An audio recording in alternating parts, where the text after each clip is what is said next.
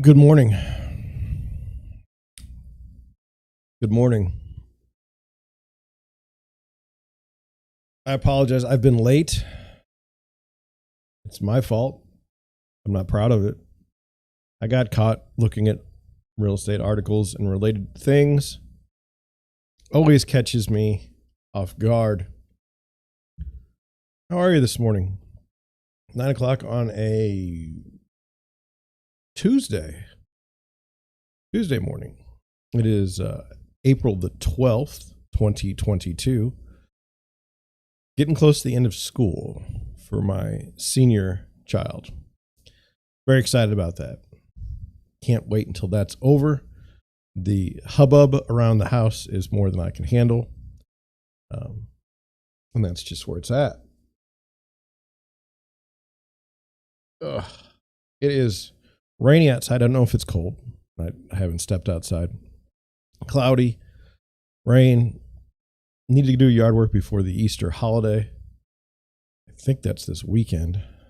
We'll have people over. I know we're going to have ham. I think we're going to have ham. I don't know. It's too far away for me to worry about. Plenty of stuff to talk about today. Don't know where to start. Don't know where to go.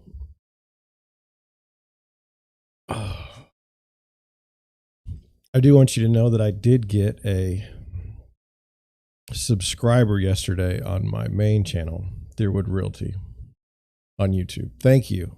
Thank you, whoever you are. I've been going months without a subscription. And you say, well, maybe your content's terrible. Well, it could be. But I just keep going. It's what we're going to do. Just keep powering through it. Now, I've seen the videos, like what to do if your videos aren't doing well on YouTube. Well, you should change the thumbnail. Yeah, change the thumbnail. I'll do that. You should write a compelling headline, a title, because no one knows, to click on your clickbait unless you write a title that's clickbaity. But I've always been kind of uncomfortable about that. I've tried it a couple of times. I've not seen an increase in views because of that. And so, quite frankly, I'm just going to produce my content. And if you like it, thank you. If you don't like it, that's cool. And if the algorithm never lets me out of my doghouse, that's fine. What am I going to do? But thank you for subscribing. If you could help me by subscribing to the Livestream channel, that'd be good. I realize I only started about a month and a half ago, but I did move it off the main channel because I wanted to get better statistics for the main channel. And as you know, that's not changed anything. But I don't know. It's kind of fun. I was able to get a podcast out yesterday for the first time in like 3 weeks. And I was glad. I went after it pretty hard yesterday. There's some things I changed structurally in my work processes that allowed me to do some more things than I normally do. I still don't have enough time to do everything I want to do in a day, but I feel pretty good about yesterday. There were some moments where I think I can even get more time, do stuff, and so that's good. Well, should we talk about it? Should we talk about the elephant in the room? You say, what elephant in the room? Well, as you know, I had 2 offers that I made on properties for different buyers this weekend. And the first bit of bad news came in late last night. Our offer was not accepted. No context was given. And I just wanted to talk about that in the broader sense of the real estate world. So we're going to go from a couple different directions on this one. Number one, what's it like to be a buyer in this market? Well, it's terrible. It's the most disgusting. It just sucks. What happens is you see a house online and you see the price and you call your agent and you say, hey, I want to go see this house. Okay. So then you go look at the house and then you're at the house and you're like, you know what? This is a great house. I'd really like to make an offer. And you know the asking price, but you know what? That's got no relation to the sales price whatsoever. So the first question is so what are we really looking at here? What's the actual price that this house is going to go for? Okay. And then that's the funny part too, because you never know. I have no idea. the whole concept of being able to, like, think about how your world works. You want to buy a box of cereal. You go to the store and you buy a box of cereal. You go check out, you get the cereal. In the real estate world, you get your box of cereal, you go to the checkout counter, and they tell you can't have it. That's what's going on. You've picked what you wanted. You go to the front of the store. You have money that you think that you've seen the price. It's marked. Take that and you go. And then it's like, no, you can't have it. Can't have that. And you're like, why not? Well, it's not for us to tell you why you can't have it.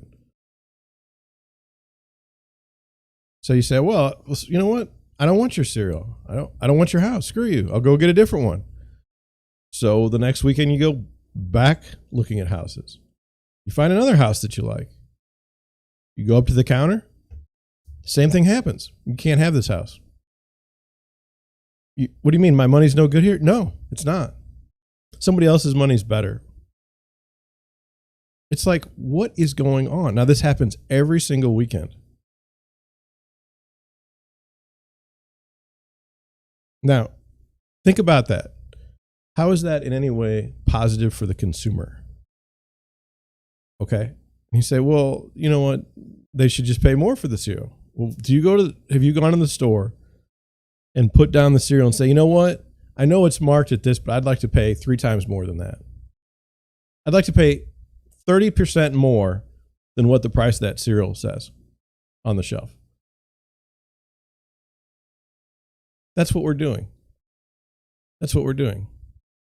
It's stupid. It's absolutely stupid. And then you get the appraiser in there and say, well, that's I know you paid that for that cereal, but that's not what we're doing here. You've paid too much for the cereal. The lender was only going to pay what they saw on the shelf. They're only going to pay that price. As if that was even possible to buy it at that level. It's ridiculous. The market is broken. And you say, well, you're just upset because you lost a house for someone. No, I lose houses for people every week. This is not the first time. Okay. I'm just saying the concept. You go, you find a house, you put an offer in on it, somewhere close to asking. Okay. You get the house. That's the normal market. This market, you go, you look, you find the house. And by the way, many of the houses that are coming to market are just crap.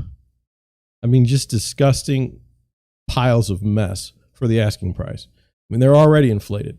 But then you get the joy of paying over asking by God knows how much to get the house. And do you think this can, if you think this can continue, you are a fascinating person. And so anyway, here's another fun part of the real estate game right now.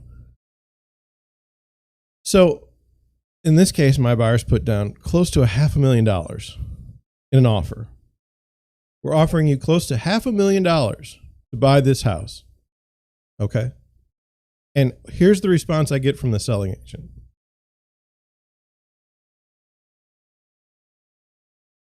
Nothing. You write an offer for almost $500,000 and you can't even get a response from the listing agent letting you know, for at least some benefit for your buyers, how many offers there were, how close were we in any way, what was the offer, of the group, what was the offers that were winning?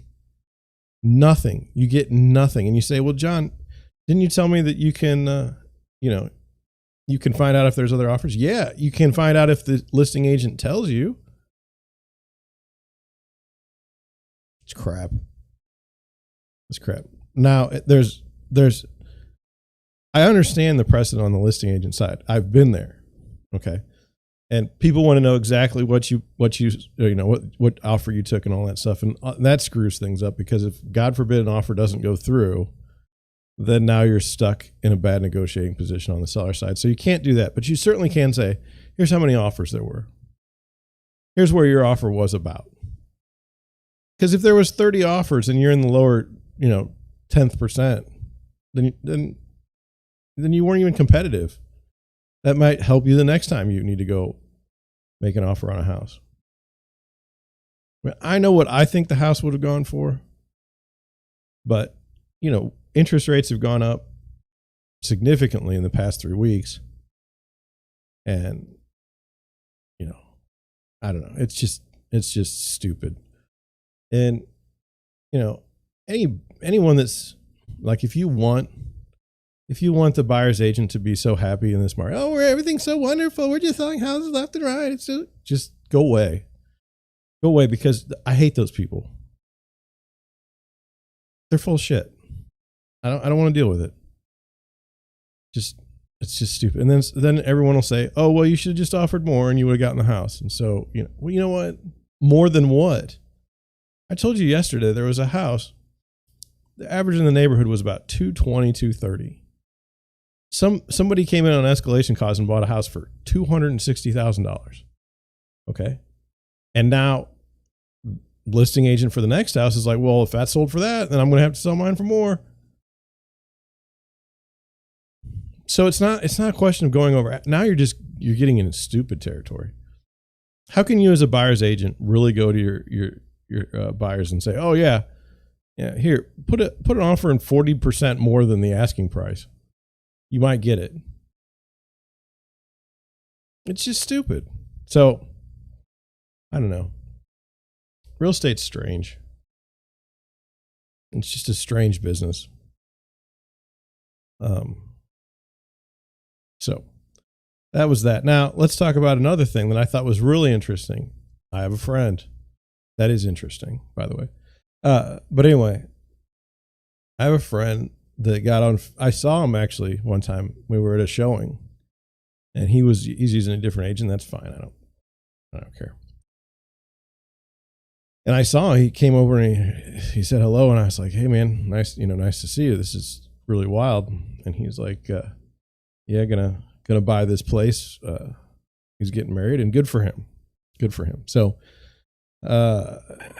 I know the market is terrible, and it's not just terrible for me. But anyway, on Facebook this morning, I get this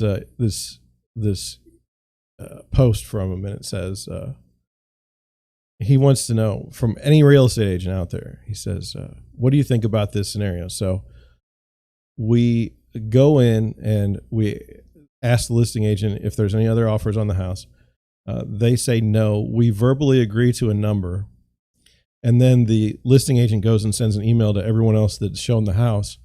And they get like 4 other offers, and we don't get the house. And his contention is, well, they agreed to an offer. Now, I didn't respond online. Why? A couple of reasons. One, I don't know the true story. I don't know if that happened, and I know that's the perception from him. But he's not the buyer's agent. He's got a buyer's agent, not the listing agent. But you have to think in this market that there's this magic house out there that has no offers, and that you're the only one to put an offer in on the house. And then not only that, here's where it gets really stupid. In Missouri, can you accept a verbal offer? Yes. Do I ever screw around with verbal offers? No. And I have to wonder, why is the buyer's agent screwing around with the buyers? Why are you messing around with a verbal offer when you could just as easily write the offer up, send it over, get it signed, and now you have something. Now you have some piece of paper that says something legal, like, hey, I actually own this house, rather than mess around with, well, they said yes, and then they did this. The agent put themselves in a bad position on the buyer's side. Now you say, well, the seller's agent is being unethical. Seller's agent probably is being unethical, but ethics aren't real high in high supply here in the United States, are they? We don't really live in an ethical society by any stretch of the imagination. Okay. Do you think, our leaders or politicians, are they ethical? Is there any one of them that you can point to and say they're the most ethical people in the world? No. And you say, well, John, now you're just saying that there's no ethics, so it's okay. No, I'm not saying that. I'm just saying stop with the dream that people are ethical. People look out for their own interests. Been that way for thousands of years. Okay? That's the way it is. It sucks. It sucks. But why in that case would you sit there and say, well, we had an accepted offer verbally, but then they went and so something isn't right there. Because why is your buyer's agent not writing an offer in the first place? Let me tell you how I do it when I'm listing a house, because this happens especially on investment houses. Somebody will call me out of the blue and say, hey, I'm going to buy that house. Here's my offer. And I say, go ahead and put it on a piece of paper and send it to me. I don't care. And normally the verbal offer is 40% less than the asking price. And I've already got like 60 other offers, like on an investment property. So now you're just wasting my time. It's stupid. We're not trading horses. It's not 1910.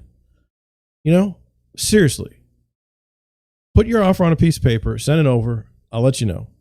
Okay. If my seller wants to take your offer, they will. Now, the idea of shopping other offers, do you understand that that happens all the time? That's why I hate this idea of what we're doing now with this. Well, offers are due by a certain time. Okay. So now if I send the offer over early, now you can shop that offer for everybody else. And you say, well, that would never happen. It happens. Then you say, well, then the key is to send it over late. Well, what they're doing now and what they've been doing is now you've got this house on the market. You've got like 30 offers and you're supposed to take all your offers by Monday, but you've already got 30 in hand. So you cut it off Saturday night. You know what? Most agents don't want to work on a Sunday. Forget that. We'll just go ahead and accept an offer Saturday night. Now I don't have to do anything Sunday. I can go to the beach, which is really hard in Missouri, at least in St. Louis. Good luck with that. We can go to the golf course. We don't have to be doing real estate that day. So you can't do that. But what's interesting about the scenario I gave you is the question of it being, how ethical is that? It's just a dumb question. And the National Association requires us to take courses in ethics. Okay. So what? There's no, it says we're guided by we're not guided by ethics. We're guided by dollars, just like everyone else. Don't give me that stuff. It's ridiculous. So anyway, the seller's agent represents the seller. Okay. They do what they can to get the highest price for the house. You may not like that. I'm telling you about how terrible the situation is if you're a buyer right now. On the other hand, when the tide turns, watch these buyer's agents. They will they'll offer 70% less on a property. Okay. Then they'll go through with an inspection and ask for more. Okay. They'll ask for every concession in the book when the market changes. So don't sit there and fool yourself and think that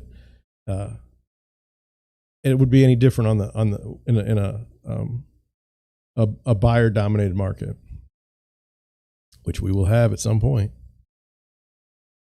So those were the two things that I found interesting about my weekend and my day yesterday. I did not respond because I don't know the truth. I don't know what really happened. I know his perception of what happened.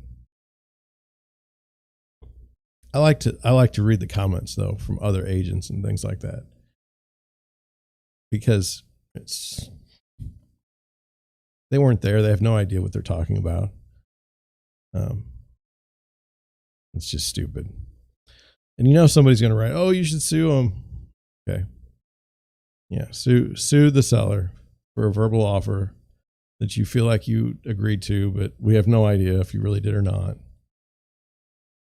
It's just stupid. And it says it's just dumb. Like, I get the sentiment of like, oh, there was a time when a man's handshake meant something. Don't be that way. Don't be that way. Don't trust anyone. That's stupid. Asking to get yourself in a lot of sadness. Okay. Guess we should go. Oh, let's go and see the This Matters. I'm going to flip on over to here. Here we go. we're on the Deerwood Realty website now.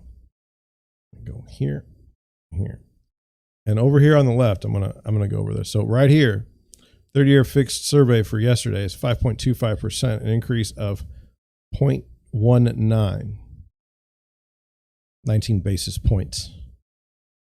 So if my buyers would have gotten the house, they would have been at least like 5.6, 5.7 on their interest rate. This is getting out of hand, going to cause problems. You should be concerned about what happens when no one can afford a house, at least if you're a seller, because you're selling the house is not going to go well. It's just wild. It's just wild to see. Let's just like look at things in a population perspective. You know, the boomers still run everything. And I mean, Joe Biden is what, 70, God knows how old, you know, Nancy Pelosi is in her 80s or something. I mean, they're just old people, and they're running stuff like it's 1920, you know, oh, it's going to be fine. And don't understand, McConnell would do no better. He's a lump of garbage as well. I want you to think that I'm being political in that sense. They're both terrible. Everything up there is terrible.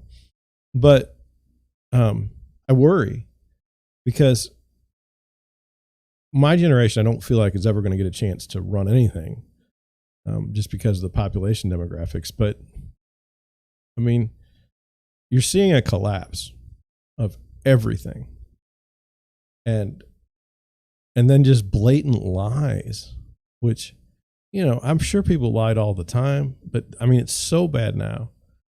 Now you brand your lies, and you're proud of your lies, and you're proud that you get people you can feed them all these lies and they'll believe it. It's just terrible. So anyway, we've got this situation where we've got the interest rates going up. That should put a cooling effect on the housing market. It should. But I suspect what's going to happen is similar to 2007, 2008. You're going to get two things happen. One, you're going to get buyers that are smart, and they're going to wait for the market to crash, and then they're going to negotiate even better concessions on their ends. And you're going to get buyers that bought during the height of the market, which is going to be at least sometime soon.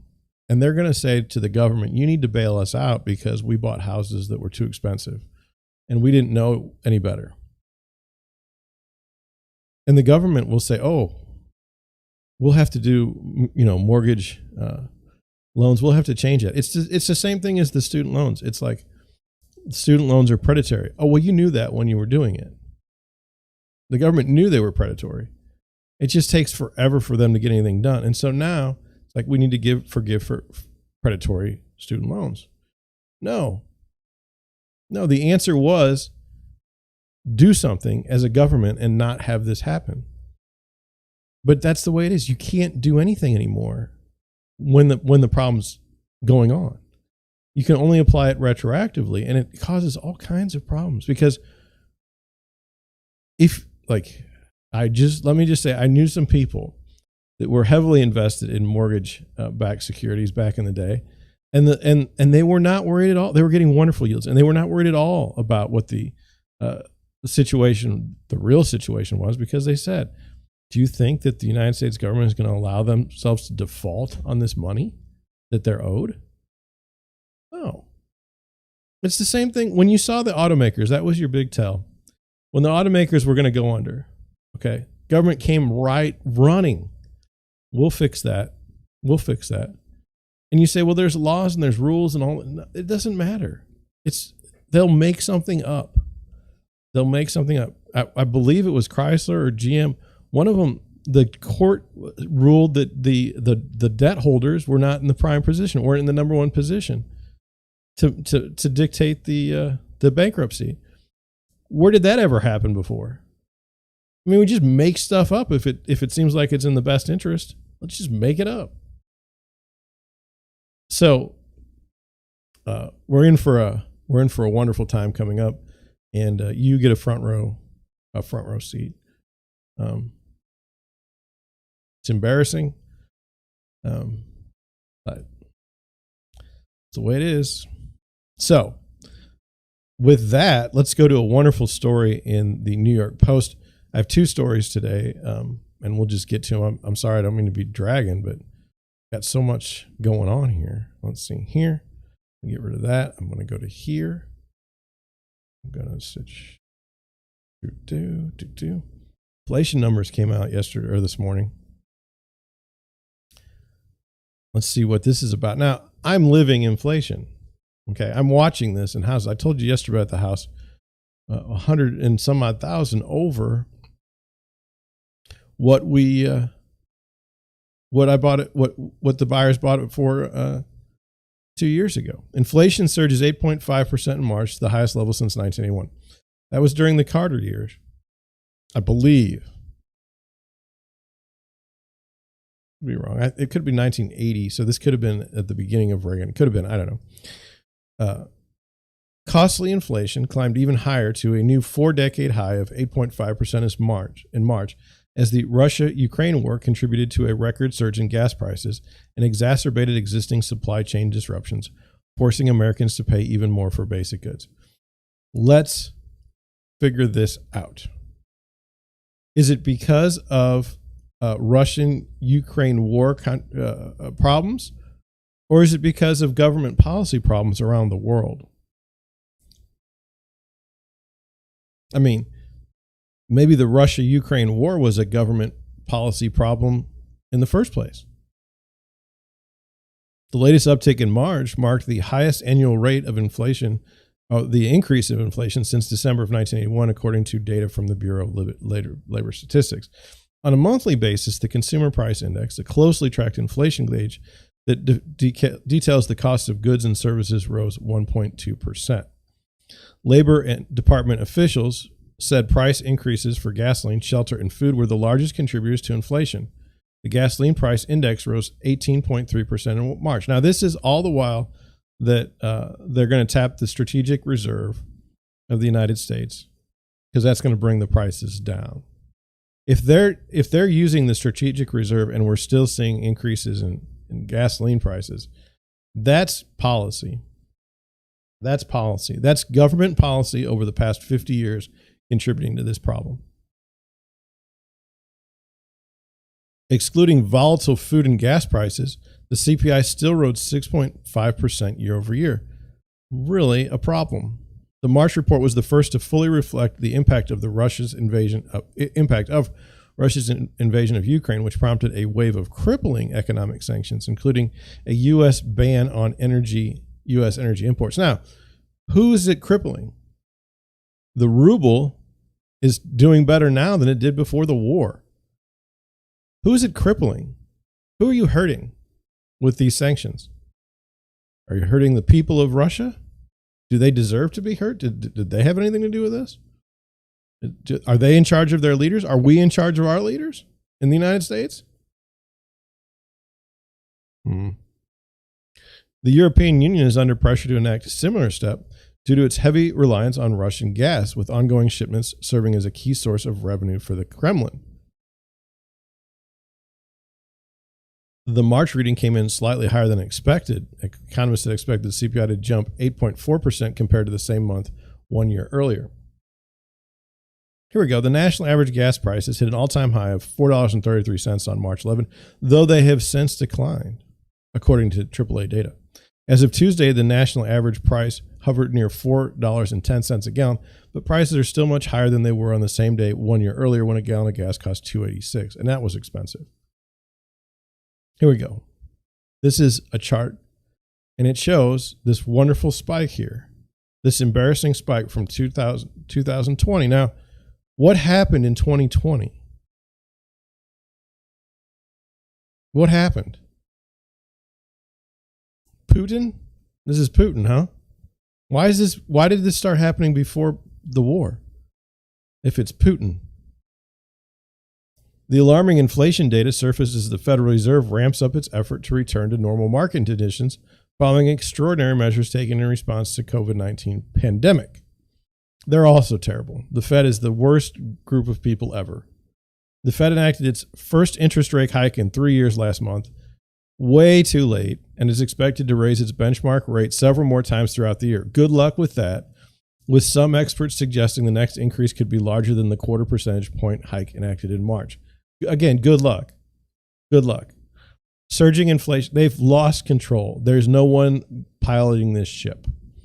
Surging inflation has effectively erased strong wage increases for workers in what has been a historically tight labor market, with unemployment currently hovering below 4%.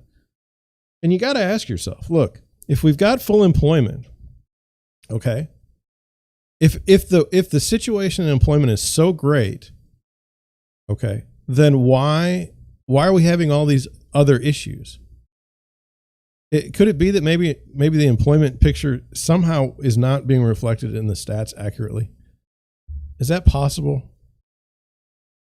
Inflation is considered to accelerate in recent months, and with the higher gasoline and food prices stemming from the war in Ukraine. No, it was high before then. You know, we're going to pretend that there wasn't the supply chain problems before then. The worst is likely still to come. Well, that's nice. That's something to look forward to.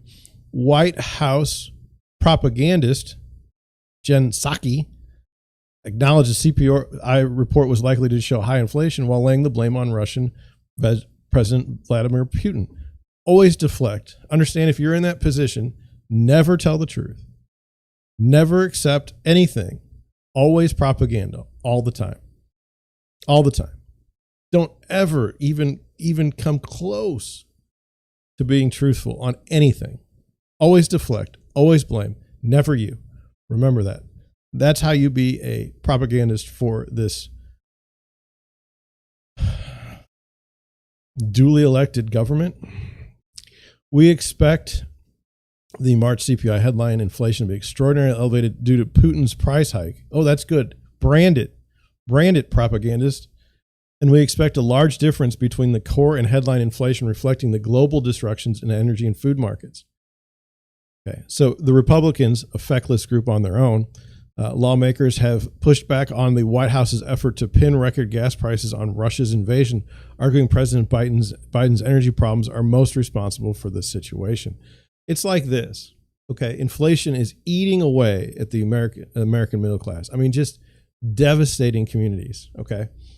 And so the Republicans' best answer to high fuel prices is to say, well, it's Biden's fault, but we don't talk about anything else. What about food prices? Is that Biden's fault too? Oh yeah, it's his fault.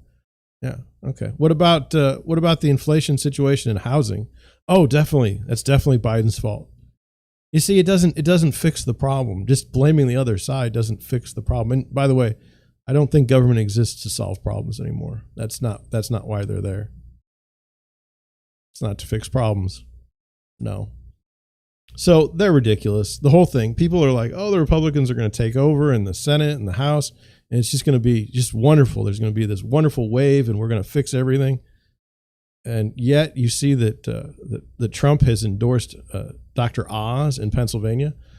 So that's a Mitt Romney light. And you think that's going to fix everything. No, it's not.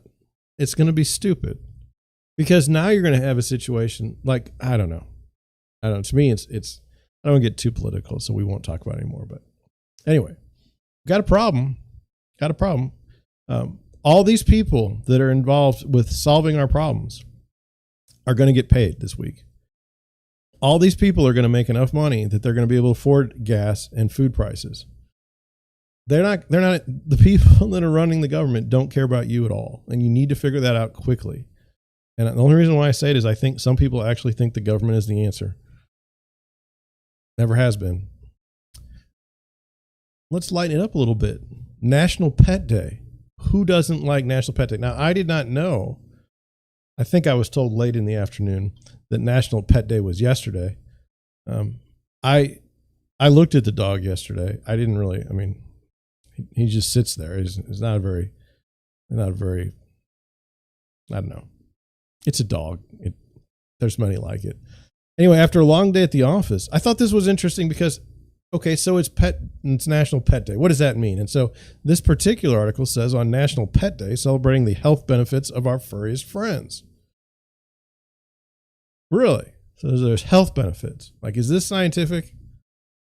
Is this like the Rona? Like the experts agree? Okay. A doctor wrote it. It says PhD. It's got a health expert. So I guess it's true. After a long day at the office, pet owners feel the love as soon as they turn into the driveway when a little head pops into the front window, whole body wags, or feigned indifference indicating the pet's excitement. Well, okay. With each pass of your hand over their fur, each step taken on an evening walk, each snuggle on the couch, the stress simply melts away. It says today's National Pet Day. That was yesterday. I'm sorry. I'm just checking the Google Trends. An unconditional love from your furry, feathered, or scaly friend is just one of the benefits to pet ownership. It says at Hartford Healthcare, we have long recognized the benefits of pet ownership and the positive role they play in the mental and emotional health of our patients. Okay. Says the doctor. I guess.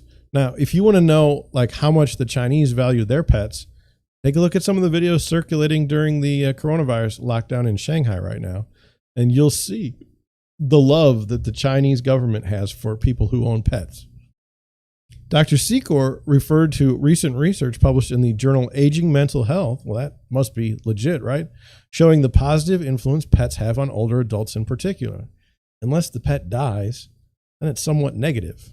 Anyway, pet owners experience improved physical, mental health, including increased opportunities to exercise and go outside, expanding sense of purpose and meaning, weight loss from all that exercise, increased chance to socialize, reduced stress, lowered blood pressure, cholesterol and triglyceride levels, higher release of endorphins, which boosts happiness, lowered feelings of depressions and loneliness by providing companionship, improved sleep, and enhanced memory. All this by owning a pet.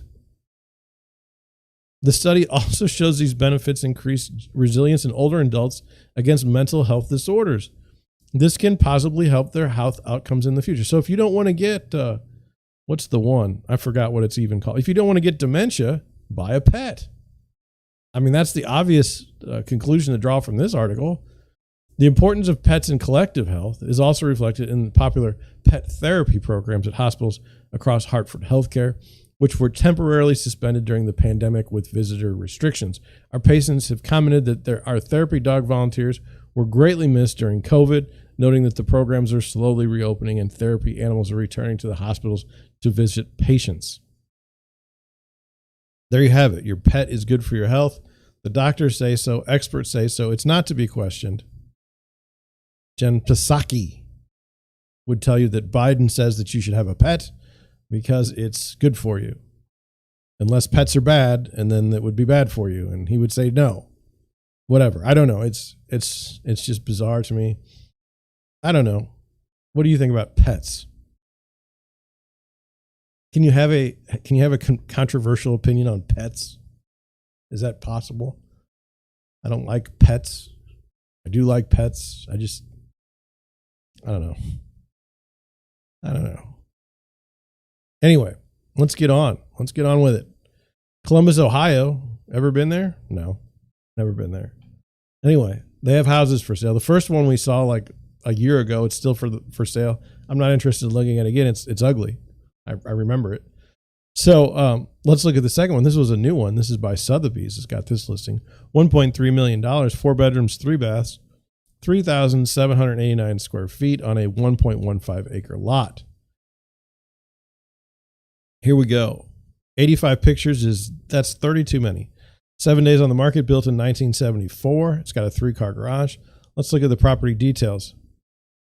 Ooh, interesting. It's a famous thing. Sold in 2020 or sold in 2010.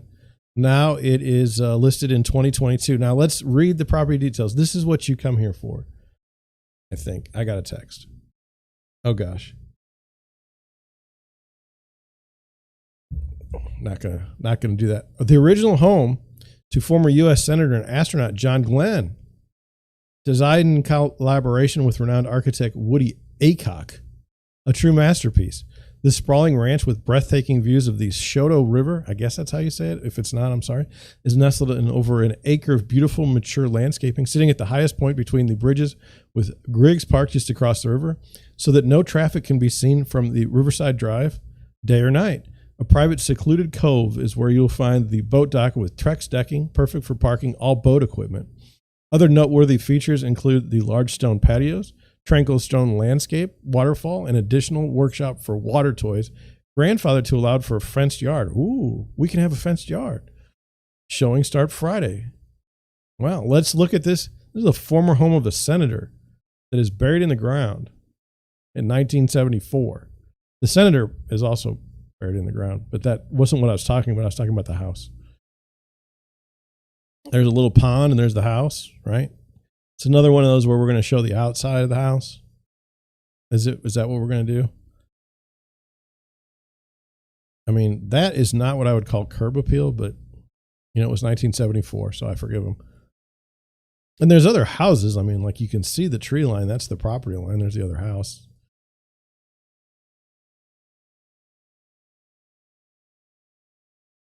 We might be making it inside. We're getting close. Oh, we're inside. Yay. It's cool. Like, this is really neat, right? No one's going to argue that.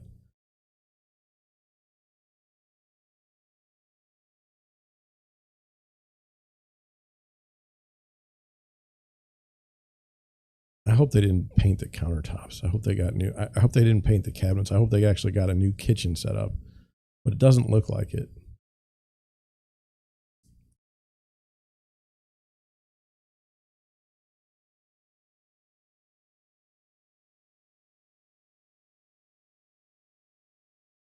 My wife had that lamp, and she wasn't a U.S. senator.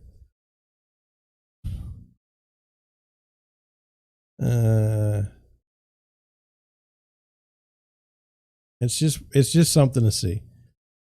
Like, what were you expecting the house of a senator to look like? You know what I'm saying? Did you expect it to look like this?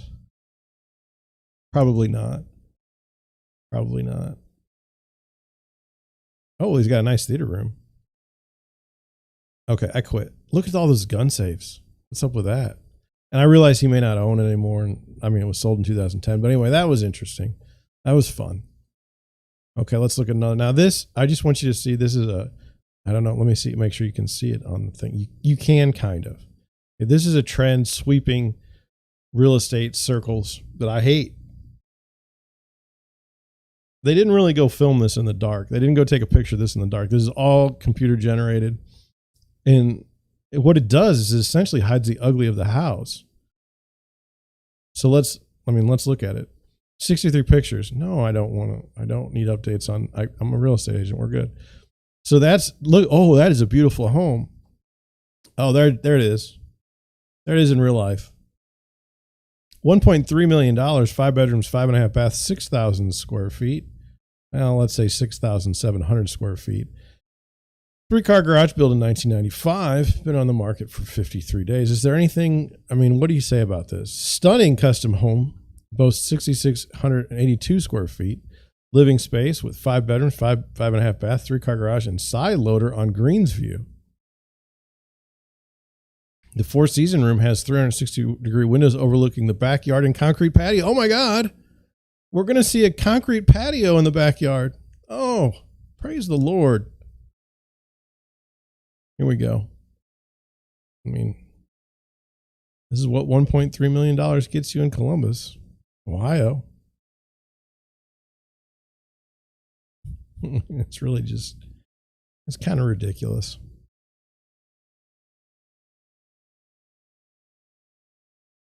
I mean, the people have moved out. I mean, that's pretty obvious. Ooh, look at the white. That's from 1995. Ooh, and you got this. I love this. You got the matched. Like, either you do all stainless or you do all white or you do all black, but you do not do stainless and white. That's just a mess. Ugh.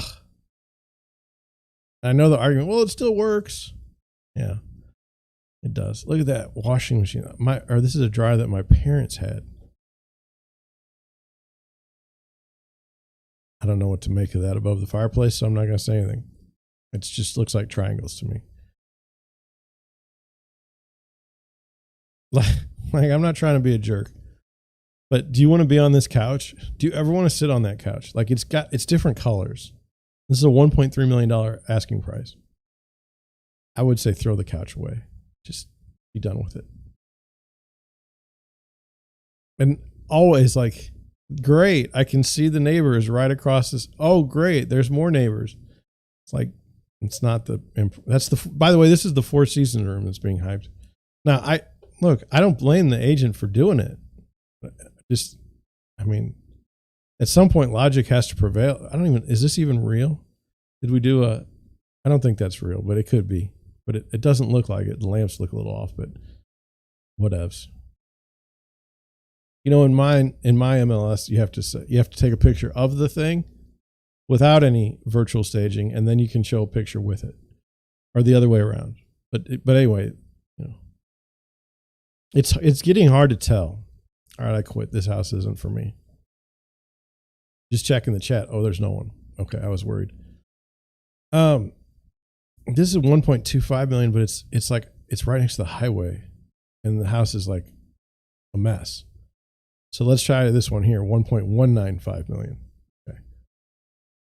4 bedrooms, 4.5 baths, 4,000 square feet, 6 days on the market, built in 1931. Now, one thing I would say about this is perhaps in the actual MLS, the picture of the front of the house is actually the whole thing. And I would just say that I would hope so, because this is stupid if it's not. This house would have easily fit within the frame of the picture.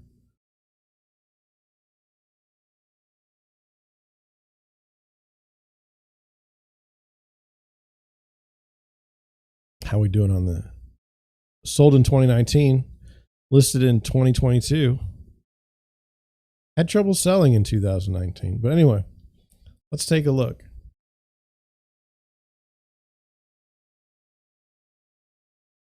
There's the picture.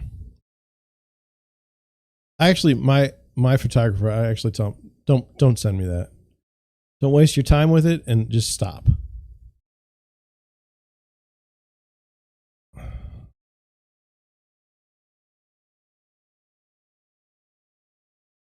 I'm just going to say that that's a floral print couch. How about that? It's interesting. Interesting design.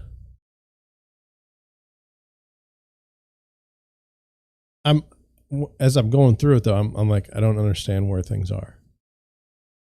This is the kitchen. I mean, I just see that there's a sink. Yeah, this is the kitchen. Yeah. That was really big in the 80s. Like at Wendy's, you could sit in one. I'm not trying to, I mean, it's part of the design. I'm pretty sure it wasn't there in 1930. It's like, hey, there's a fireplace in a hallway. Ugh. What in the world? Ugh. It's just got a lot going on, I would say. Like, what does this give you? This is the bathroom? It's the shower? Why is there a wooden chair in the shower? This is bizarre. All right, I quit. Can't do it anymore. Just checking the chat. Okay. Let's get into this one here. I thought this was a funny article. This was the point of my title.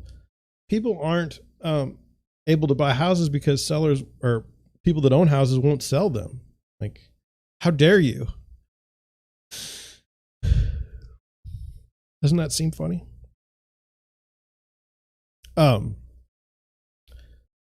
Housing market update. Prices reach new high as few Americans put homes up for sale. So it's your fault, America.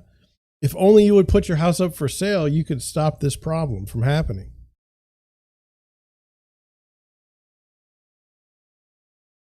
It's not that we haven't had new construction in the United States for the last 10 years for residential single family homes. That's not the problem. That's not the problem at all. It's you.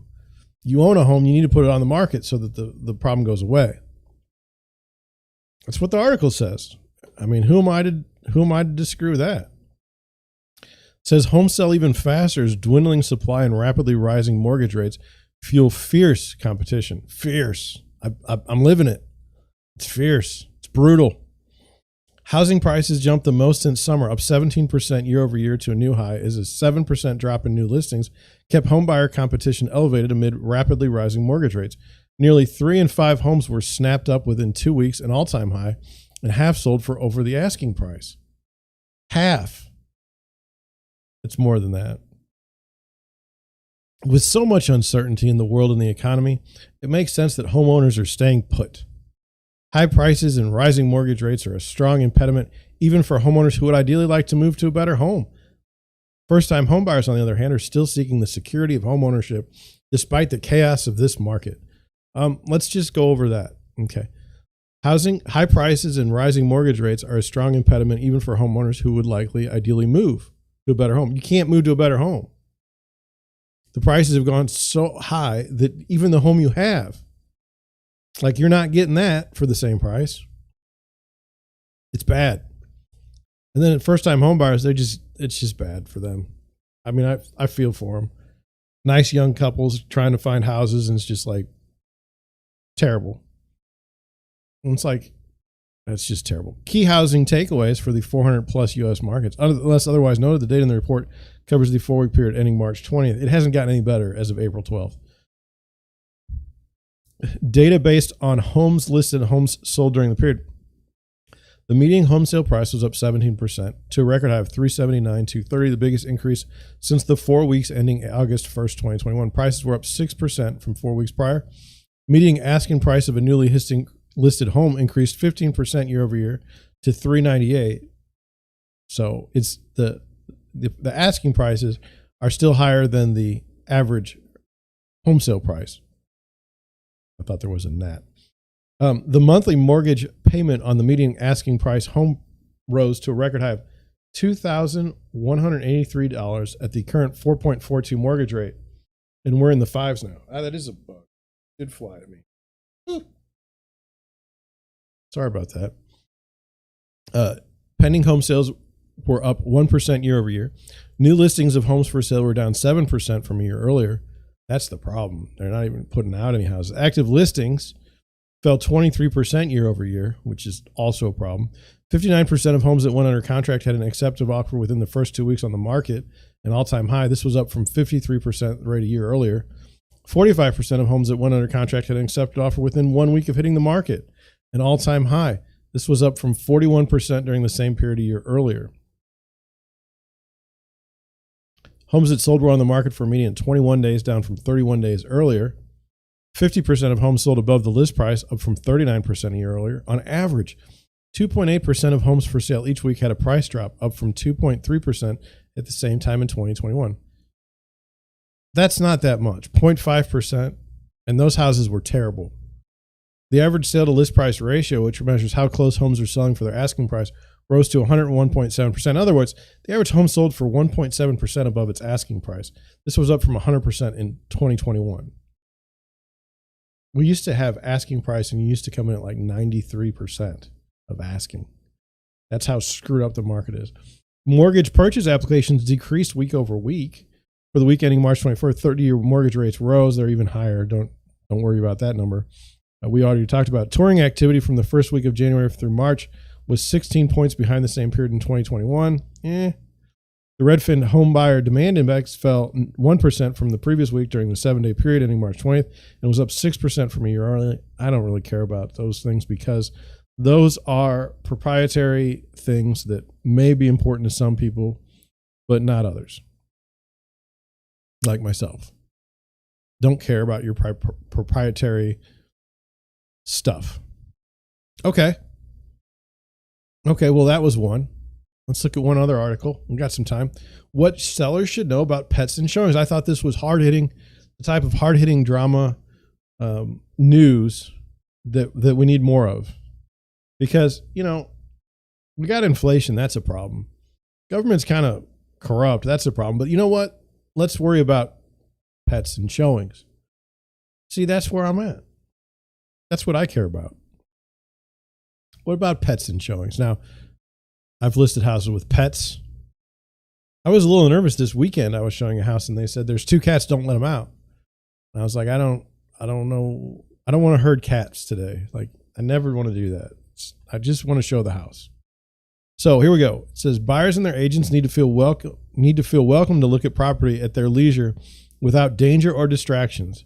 So while you adore your sweet-tempered pit bull rescue, he could turn territorial, barking and growling at potential homebuyers, and it could cost you the opportunity to sell your home. I don't know about that. I mean, unless the dog bites you, I think you still put an offer in this market.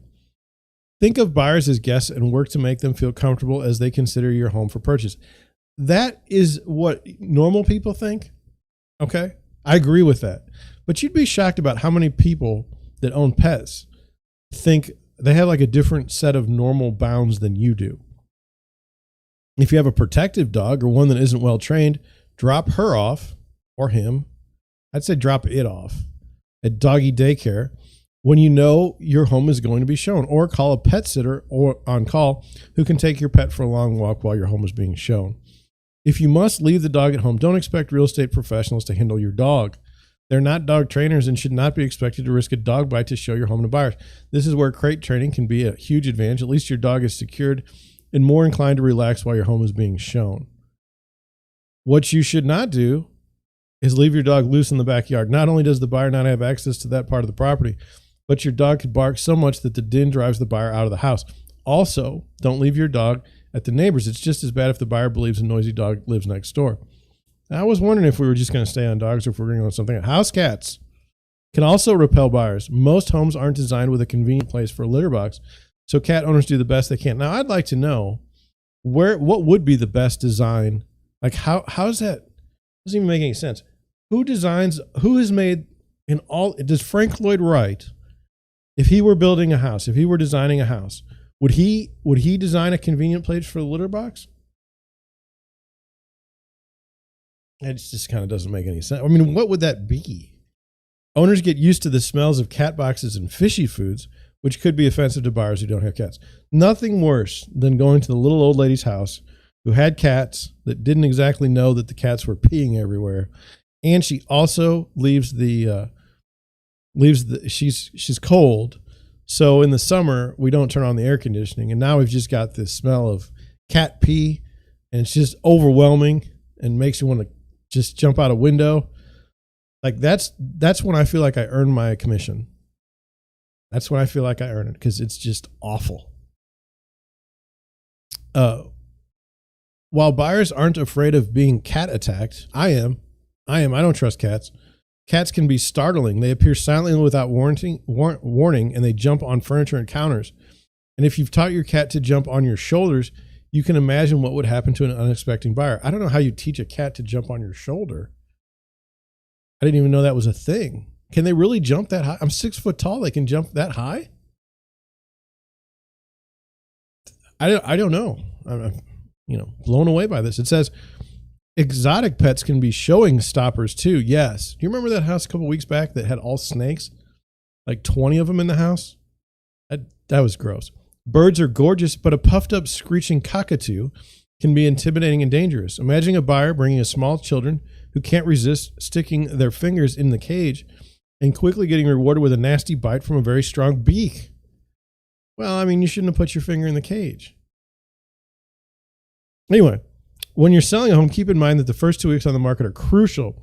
That's when you want your home to be pristine and move-in ready. You don't want any noise, smells, or stains that could put buyers off. I agree with that. Sell your home faster and for more money by making your home as inviting and accessible as possible so that buyers have no barriers to overcome. Accessibility to your home is just as important as price, condition, and location. That was written by Blanche Evans. Wow.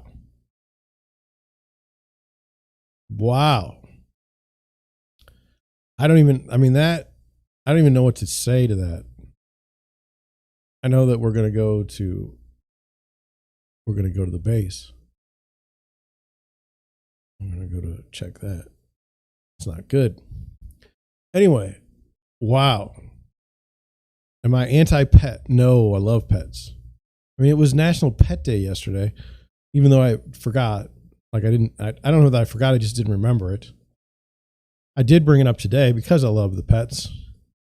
But apparently for showing, like, you don't want that to be a problem, like on the seller side. Like I have a listing probably coming up that they have a Rottweiler. That thing is, I guess they're going to leave it in the cage or the crate. And I don't know. That thing is just all muscle. It's intimidating. I don't know. Pets, gosh, you know, you love your pet, but other people don't. Basically, that's how that goes. So anyway, what did we learn today? Well, we learned that inflation is going off the rails, and there's very little that anybody's going to do about it. We've learned that. What else did we learn? Houses in Columbus this week, not great. Like I'm not driving to Columbus to go buy a house. Let's see what else. That sellers or people that own houses should be nicer to the rest of us and just sell their house and put it on the market so that we can, you know, buy the house. Like they're being selfish by owning a house. That's where we've gotten in the market. And of course we had the pet article. Being a buyer in this market is terrible. I don't wish it on anyone. That's where I'm at. That's the day. What do I have to look forward to today? Well, here's what I have to look forward to. Finding out if we got one house. And if we didn't, then I'll be sad, but you know, that's the way it is. I think we're going to just have a good day today though. I think we're going to work through a bunch of stuff and just get after it. So with that, I'm going to head out. Thank you for watching this morning. I know that you'll be watching down the road, and you know, because I had success asking for it, would you please hit the subscribe button so that I can get my 1,000 subscribers? It would mean a lot to me. It's going to take some time. I get that, but I'd appreciate it. Thank you for watching, and I will see you